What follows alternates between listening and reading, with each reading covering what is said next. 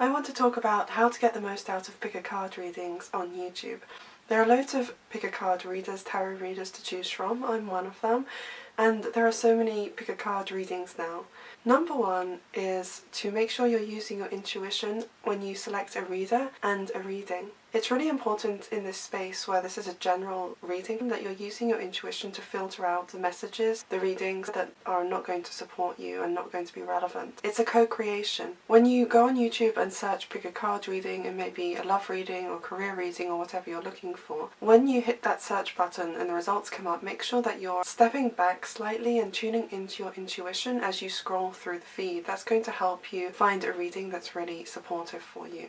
I've noticed that a lot of other people see this as well, that sometimes there are readers that seem to really resonate for us, there are other readers that don't, and it doesn't necessarily mean that the ones that don't aren't good readers or aren't accurate. It just means that they might not be resonating for you at this time, and because we're using our intuition to get the most out of a reading, it's not really fair, in my opinion, to say that someone's not good at what they do. It's just that we need to co-create with them. We need to use our intuition to connect to the messages that they're sharing, and then we'll get the most out of a reading.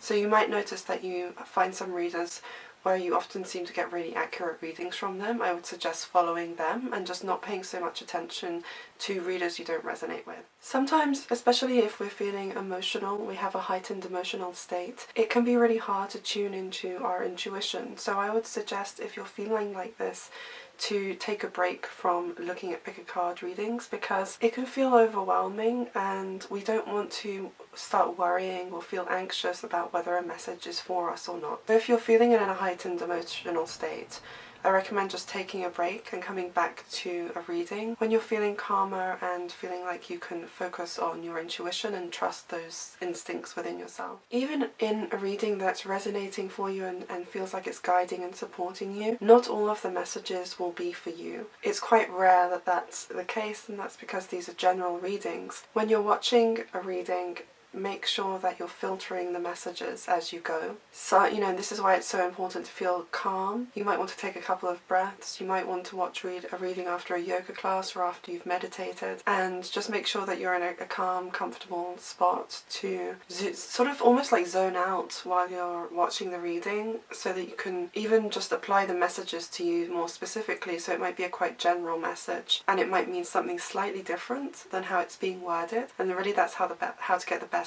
reading for you. So I really hope that you found this interesting and helpful. Let me know in the comments what you think about pick-a-card readings, and I invite you to check out the ones on my channel as well.